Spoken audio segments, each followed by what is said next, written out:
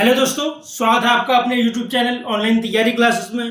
और दोस्तों, जैसा कि हम जानते हैं गेट 2021 का नोटिफिकेशन आ चुका है और सारी डिटेल्स आ चुकी हैं कि आपका शेड्यूल क्या होने वाला है, एलिजिबिलिटी क्राइटेरिया क्या होने वाला है, आपका पैटर्न क्या होने वाला है, आपका सिलेबस क्या होने वाला है। तो दोस्तों, जैसा कि आपको पता होगा कि इस बार गेट 2021 में बहुत बड़ा चेंज आया है और आज हम उस चेंज जितने भी चेंज आए हुए हैं गेट 2021 में, हम जितने भी चेंज आए हैं सारे सिविल इंजीनियरिंग के हम यहाँ देखने वाले हैं। शेड्यूल में क्या चेंज आया है, आपका एलिजिबिलिटी क्राइटेरिया में क्या चेंज आया है, पैटर्न में क्या चेंज आने वाला है, सिलेबस में क्या चेंज आने वाला है, हम सारी चीजें देखने वाले हैं जो सिविल इंजीनियरिंग में गेट 2021 में चेंज आया हुआ है। तो दोस्तों आइए स्टार्ट करते हैं सबसे पहले शेड्यूल से। दोस्तों शेड्यूल में ज्यादा कुछ चेंज नहीं हुआ है, बस आपको 14 सितंबर से फॉर्म फिल कर सकते हैं आप 30 सितंबर तक, और आप इसके बाद फॉर्म फिल करते हैं 1 अक्टूबर से तो आपको पेनल्टी देनी पड़ेगी या लेट फीस देनी पड़ेगी। कोई ऐसा खास बात नहीं। और बात करें एग्जाम की डेट की, तो एग्जाम की डेट भी आ गई है कि आप 5 से 7 फेब और दोस्तों 12 से 16 फेब 2021 इस डेट को आपका गेट एग्जामिनेशन होने वाला है। ठीक दोस्तों, ये डेट आ गई है। अब बात करते हैं एलिजिबिलिटी क्राइटेरिया की। दोस्तों इसमें तो कुछ खास नहीं, बट ये 3 पॉइंट जो हैं एलिजिबिलिटी क्राइटेरिया, पैटर्न और सिलेबस, इन 3 चीज इसमें चेंज आया है बहुत तगड़ा। तो सबसे बात करते हैं पहले एलिजिबिलिटी क्राइटेरिया की। तो दोस्तों एलिजिबिलिटी क्राइटेरिया क्या है भाई कि अब दोस्तों इसमें चेंज क्या है, ये आया है कि आप 3rd ईयर के हो तो भी दे सकते हैं, आप बीटेक 3rd ईयर के हो तो भी आप दे सकते हैं। मैं दोस्तों सिर्फ सिविल इंजीनियरिंग के लिए बता रहा हूं, बट ये सारी ब्रांचेस के लिए वैलिड है। अगर आप 3rd ईयर में हैं तो भी आप दे सकते हैं गेट एग्जामिनेशन, अगर आप 4th ईयर में हैं तब भी आप गेट एग्जामिनेशन दे सकते हैं, अगर आप पास आउट हैं और दोस्तों पास आउट हुए थे आप 1 साल पहले तो भी दे सकते हैं, 2 साल पहले तो भी दे सकते हैं, 4 साल, 5 साल, 10 साल, 20 साल, 30 साल, आप कभी भी पास आउट हुए हो आप दे सकते हैं गेट एग्जाम। यानी कि अगर आप इन्फिनाइट टाइम गेट एग्जाम दे सकते हैं और अटेम्प्ट कर सकते हैं जब तक आपसे हो ना क्वालिफाई। ठीक, अब बात करते हैं 3rd ईयर वालों के लिए। अगर आप 3rd ईयर में हैं तो स्कोर क्या क्या होने वाला है दोस्तों। अगर आप 3rd ईयर में हैं तो मैं बता दूं आपको कि जो आपका कोर्स वो स्कोर होगा ना दोस्तों, वो 3 साल के लिए वैलिड रहने वाला है। जो आपका स्कोर होगा, जो आपने 3rd ईयर में स्कोर किया है, मान लीजिए आपकी रैंक आई ऑल इंडिया रैंक 1, तो दोस्तों ये रैंक 1 जो है वो 3 साल के लिए वैलिड रहने वाली है। जो आपका गेट स्कोर है 3 साल के लिए वैलिड रहने वाला है। और दोस्तों बट ये 3 साल का वैलिड किस लिए रहने वाला है दोस्तों, सिर्फ एमटेक के लिए। आप आईआईटी, एनआईटी या किसी भी अच्छी यूनिवर्सिटी से आप एमटेक कर सकते हैं इस गेट स्कोर की हेल्प से। बट अगर आप पीएसयू के लिए फाइट कर रहे हैं, किसके लिए, पीएसयू के लिए, अच्छी जॉब के लिए, तो दोस्तों ये आपका स्कोर वैलिड नहीं रहने वाला है। आपको 4th ईयर में फिर से गेट देना होगा, गेट एग्जाम, और फिर से एक अच्छी रैंक लानी होगी और आपको पीएसयू में बैठना होगा। 3rd स्कोर के रिजल्ट से पीएसयू वालों को कोई मतलब नहीं। उन्होंने कहा हमें तो 4th ईयर का रिजल्ट चाहिए, हमें मतलब नहीं, आपने 3rd ईयर कर दिया स्टार्ट तो कोई दिक्कत नहीं। ठीक, तो यानी आपको 4th ईयर में दोबारा गेट एग्जामिनेशन देना होगा पीएसयू के लिए और अच्छा रिजल्ट लाना होगा। अब बात करते हैं पैटर्न की दोस्तों, तो मैं इसे मिटा देता हूं। तो दोस्तों पैटर्न में क्या चेंज आया है, और दोस्तों एलिजिबिलिटी क्राइटेरिया में आपको एक बात और बता दूं कि आप 2 ब्रांचेस का भी गेट एग्जामिनेशन दे सकते हो। आप अगर सिविल से हो, आपने सोचा कि आप मैं सिविल से हूं तो ऐसा करता हूं सिविल से भी दे लेता हूं और क्या करता हूं एनवायरमेंटल साइंस से भी दे लेता हूं।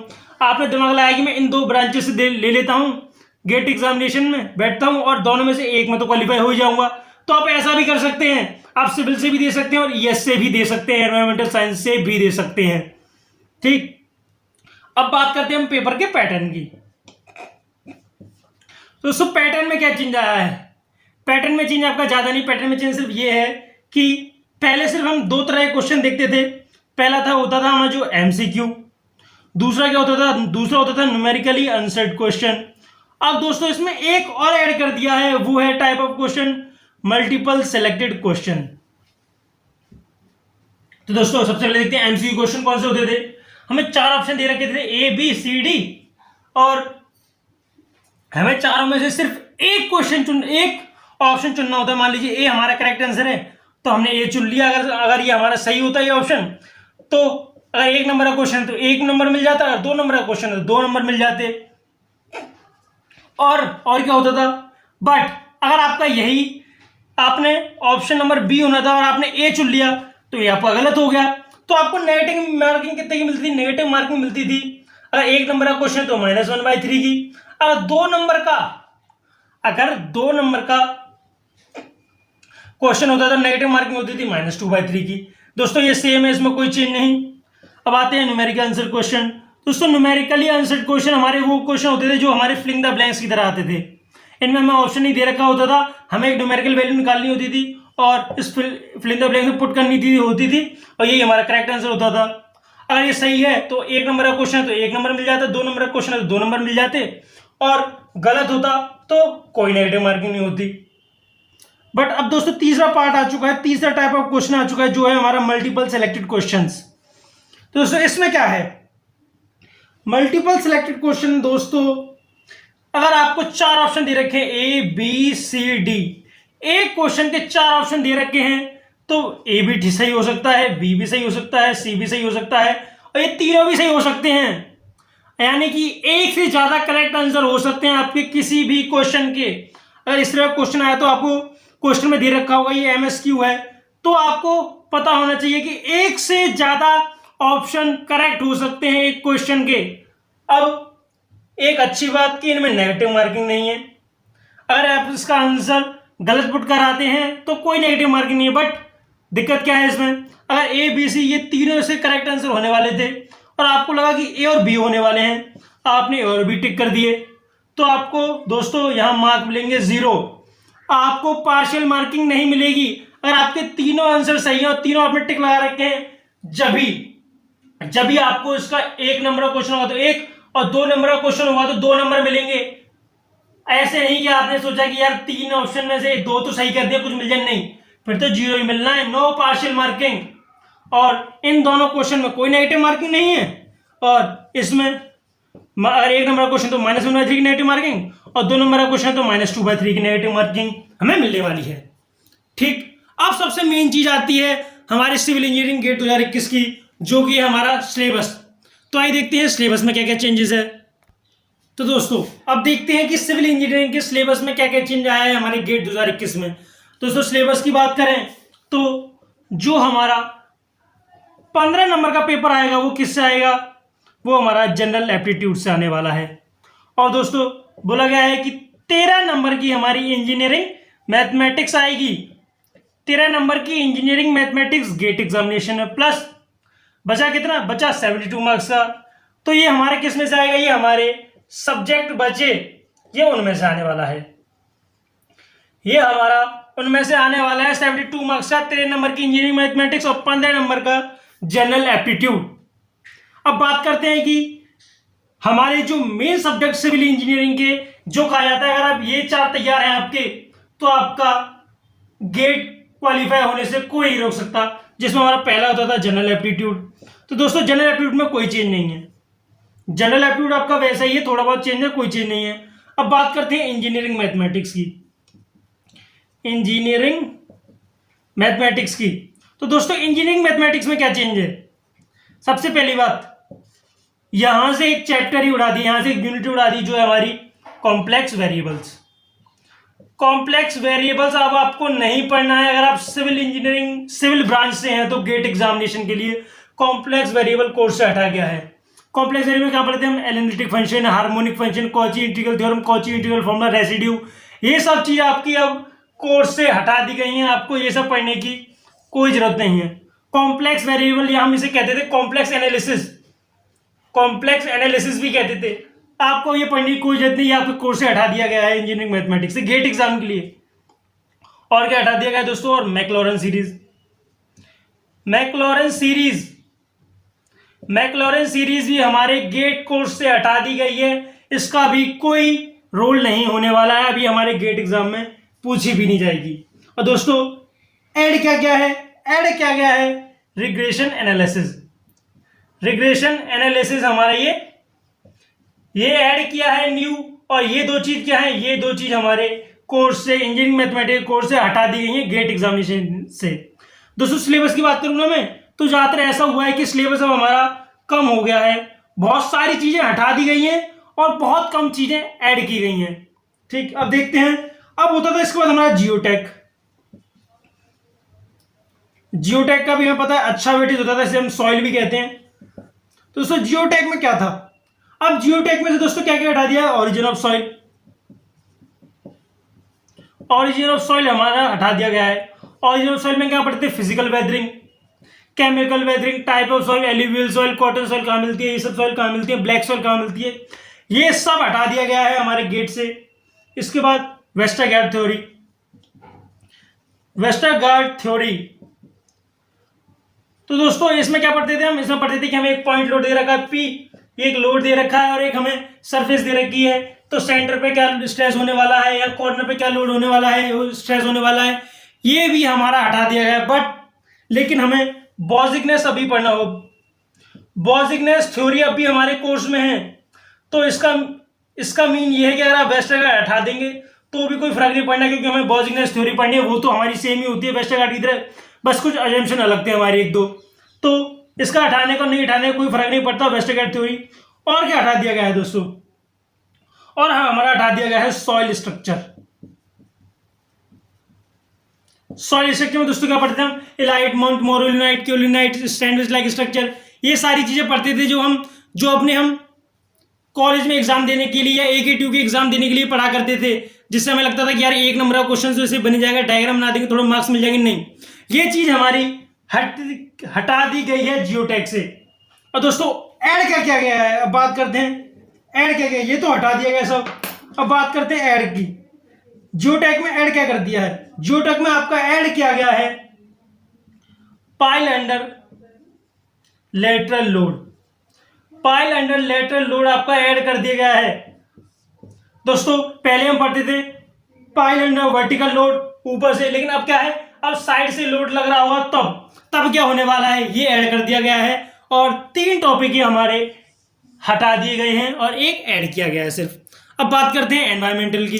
एनवायरमेंटल में क्या क्या ऐड किया और क्या क्या हटाया है। तो दोस्तों एनवायरमेंटल में भी चेंज आया है। तो एनवायरमेंटल में एक छोटा सा चेंज है, हमारे एक टॉपिक हटा दिया गया है नॉइज, जो हमें एनवायरमेंटल में पढ़ना होता था, बट अब गेट के सिलेबस से नॉइज को हटा दिया गया है, अब हमें ये नहीं पढ़ना है। तो दोस्तों ये तो वो 4 मेन सब्जेक्ट थे। अगर आप सिविल से और गेट के लिए प्रिपेयर कर रहे हैं तो आपको इन चारों को तो पढ़ना ही पढ़ना होता था। अब बात करते हैं जो छोटे मोटे चेंजेस आए हुए हैं दूसरे में। एक आया हमारा BMC में, बिल्डिंग मटेरियल एंड कंस्ट्रक्शन। तो दोस्तों इसमें से क्या क्या हटा दिया गया है, टिम्बर, ब्रिक और मोर्टार। दोस्तों ये चीज हटा दी गई है अब BMC से। अब बात करते हैं RCC की। तो दोस्तों RCC में से आपका हटाया गया है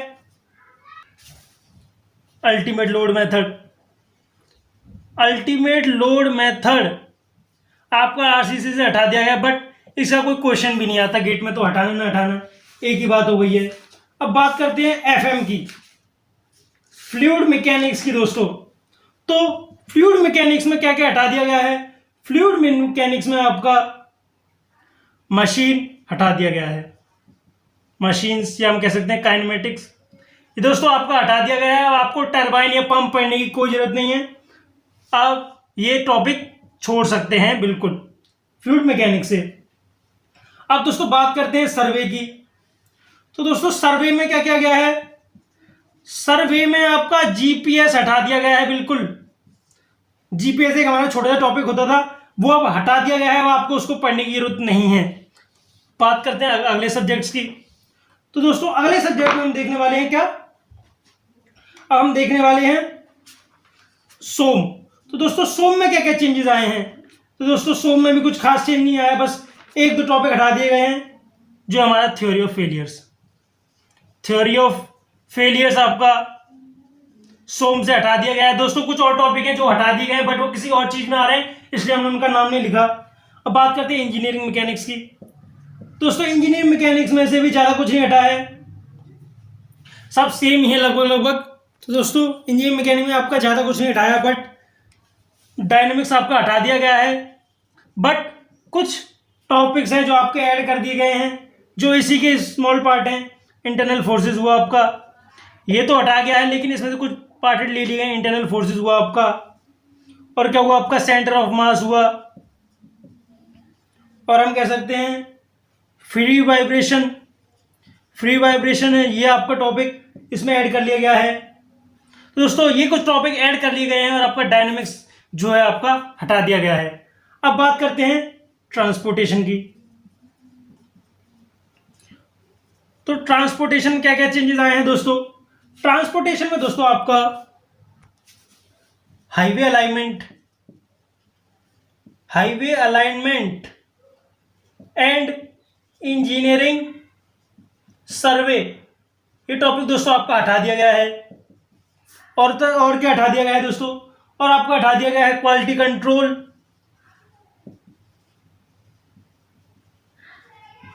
और क्या हटा दिया गया है? और आपका हटा दिया गया है पार्किंग स्टडी, या हम कह सकते हैं पार्किंग सिस्टम। तो पार्किंग स्टडी दोस्तों ये भी आपका एक टॉपिक है जो हटा दिया गया है। और क्या हटा दिया गया है दोस्तों? इसमें हटा दिया गया है level of surfaces. Level of surfaces ये भी दोस्तों आपका हटा दिया गया है ट्रांसपोर्टेशन में से। ये 4 टॉपिक आपके ट्रांसपोर्टेशन में से हटाए गए हैं, और ऐड क्या किया गया है? ऐड सिर्फ एक चीज गई है, वो भी बहुत ही छोटी सी चीज है, जो है हमारा ट्रैफिक साइंस।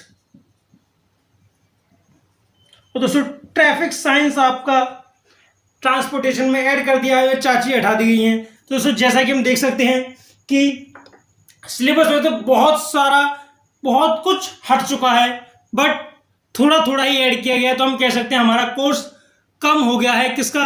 सिविल इंजीनियरिंग का। तो दोस्तों ये वो चेंजेस हैं जो हम गेट 2021 में देखने वाले हैं सिविल इंजीनियरिंग में। हमने सब कुछ देख लिया, हमने सिलेबस में क्या क्या चेंजेस होने वाले हैं ये भी देख लिया हमने देख लिया हमारा पैटर्न में क्या चेंज होने वाला है। एक तरह का क्वेश्चन और ऐड होने वाला है, जो है हमारा एमसीक्यू मल्टीपल सिलेक्टेड क्वेश्चन। और हमने ये भी देख लिया कि एलिजिबिलिटी क्राइटेरिया भी हमारा चेंज होने वाला है, तो 3rd ईयर के स्टूडेंट भी दे सकते हैं अब। तो ये सारे चेंजेस हम गेट 2021 में देखने वाले हैं इस बार सिविल इंजीनियरिंग में। ठीक है दोस्तों, ये थे सारे चेंजेस। आज के लिए बस इतना ही। और वीडियो अच्छा लगा हो तो वीडियो को लाइक करें और चैनल को सब्सक्राइब करें। ठीक है दोस्तों, तो जब तक के लिए जय हिंद, जय भारत।